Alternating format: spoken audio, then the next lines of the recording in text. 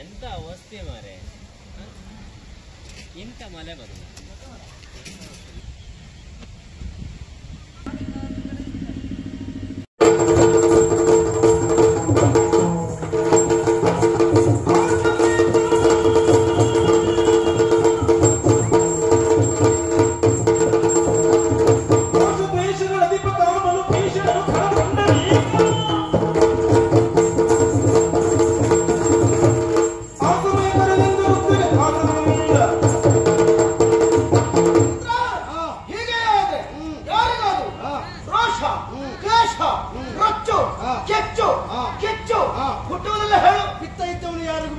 ಭೀಷಣರಾದಂತ ನಮ್ಮ ಮನಸ್ಸೇ ರೋಸಿ ಹೋಗ್ತಂತಾದ್ರೆ ನಮ್ಮಂತ ಆಘಾತ ಎಷ್ಟು ಯೋಚನೆ ಮಾಡು. ಸರಿ, ಯಾರು ಪೂಜನೀಯರು ಅವ್ರಿಗೆ ಪೂಜೆ ಇಲ್ಲ, ಗೌರವ ಇಲ್ಲ.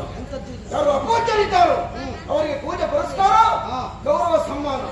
ಈ ಪಾಪಿಗಳು ದೇವರಿಗೆ ಪೂಜೆ ಮಾಡುವುದಿಲ್ಲ, ಎಲ್ಲ ದೆವ್ವಗಳಿಗೆ ಪೂಜೆ ಮಾಡುವುದು. ಯಾಕೆ ದೇವರು ಪೂಜೆ ಮಾಡುವುದಿಲ್ಲ? ದೇವರು ಪಾಪದವ. ಆ ಒಂದು ಮಾತಾಡಿದ್ರೆ ಸುಮ್ಮನೆ ಇರ್ತಾನೆ. ಈ ದೆವ್ವಗಳಿಗೆ ಪೂಜೆ ಯಾಕೆ ಗೊತ್ತಾ?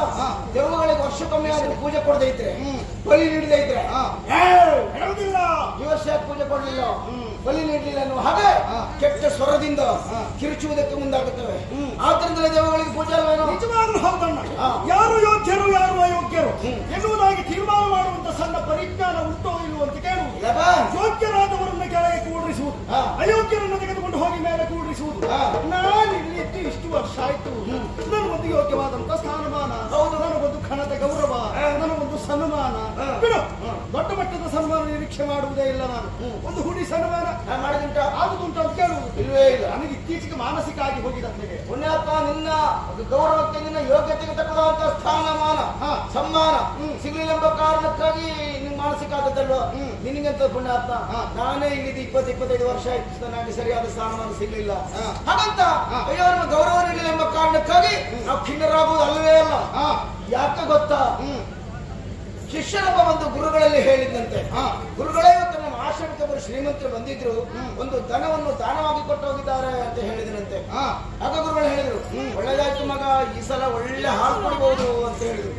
ಆಮೇಲೆ ಒಂದು ವಾರ ಕಳೆದ ಬಳಿಕ ಮತ್ತೆ ಅದೇ ಶಿಷ್ಯ ಒಂದು ಗುರುಗಳಲ್ಲಿ ಹೇಳಿದ್ದಂತೆ, ಗುರುಗಳೇ ಅವತ್ತು ಯಾರು ದನವನ್ನು ದಾನವಾಗಿ ಕೊಟ್ಟು ಹೋಗಿದ್ರು ಅವರು ಪುನಃ ಬಂದನ್ನು ಹೊಡ್ಕೊಂಡು ಹೋದ್ರು ಅಂತ ಹೇಳಿದ್ರಂತೆ.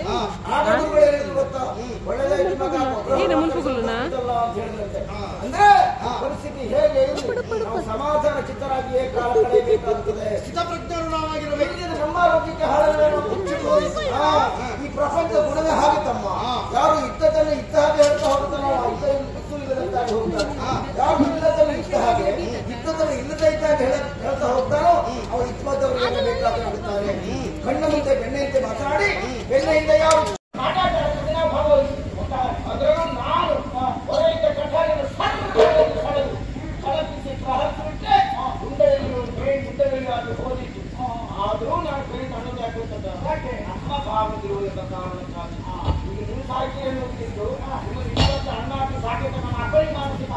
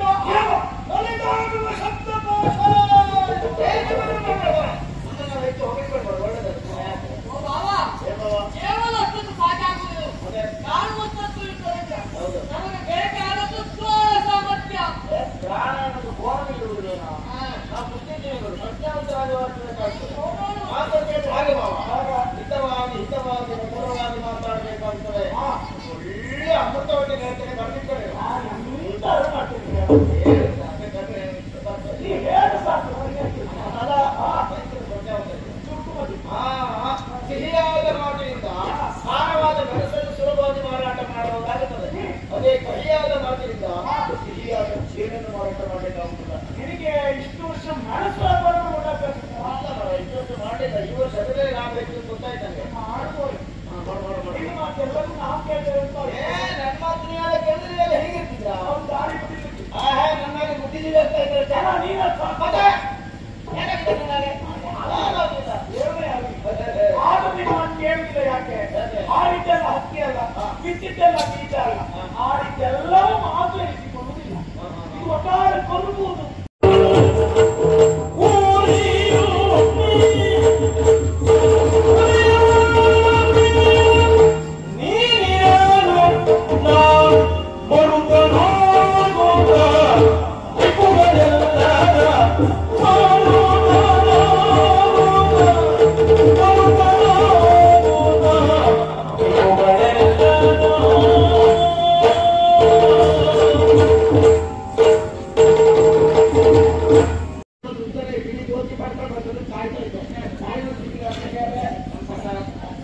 ಸ್ವಲ್ಪ ತಿಳ್ಕೊಳ್ಳೋದು ತಪ್ಪಾಯ್ತು. ನೀ ಎತ್ತಿಕೊಂಡಿರುವ ಬಕುರ ಶೆಟ್ಟಿಗಾರನ ಅಲ್ಲ, ಮಂದತ್ತಿ ಪ್ರಸನ್ನ ಶೆಟ್ಟಿಗಾರನ ಅಲ್ಲ, ಶೆಟ್ಟಿಗಾರೇ ಅಲ್ಲ. ಮನದಲ್ಲಿ ಮಾನಿಸುತ್ತ ಹೊನ್ನ ಕಂಕಣವಿತ್ತು ನಲ್ನುಡಿಯ ಆ ಗೋವಿದ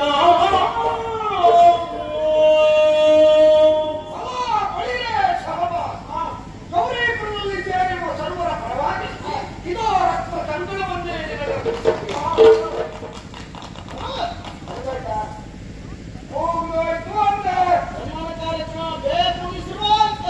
ನಿರೀಕ್ಷೆ ಇತ್ತಲ್ಲ, ಅಳಿಂದಿರೇ ಗೆಲ್ತಾರೆ ಅಂತ ನಮಗೂ ನಿರೀಕ್ಷೆ ಇತ್ತಪ್ಪ. ನೀವು ಯಾವ ವರ್ಷ ನಮಗೂ ಕೂಡ ಪ್ರಸಂಗ ಇರಿಸಿದ್ದೀರಿ ಅಂತ ಎಲ್ಲರಿಗೂ ಕೂಡ ರಾಯರಿಗೆ ಯಾವ್ದಾದ್ರು ನಮ್ಮ ಹೊಟ್ಟೆ ಬೆಂಕಿ ನಿಂತಿದೆ. ಊಟ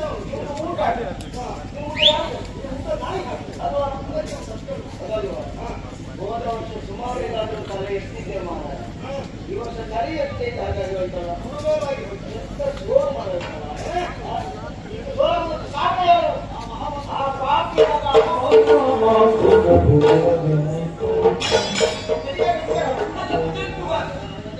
ಏನು ಉತ್ಸಾಹ! ಹಾಗಾದ್ರೆ ಇವತ್ತು ಕತ್ತಿಗಳ ಮೇಲೆ ಗೆದ್ದಿದ್ದೀರಿ.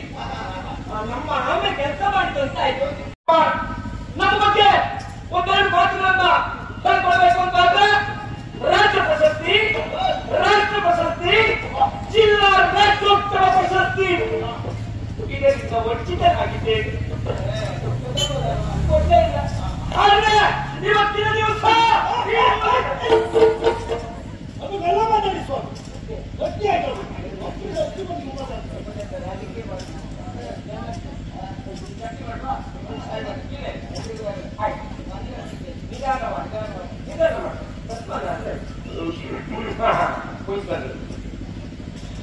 ಇವತ್ತು ನಿಮ್ಮೆಲ್ಲರ ಎದುರುಗಡೆ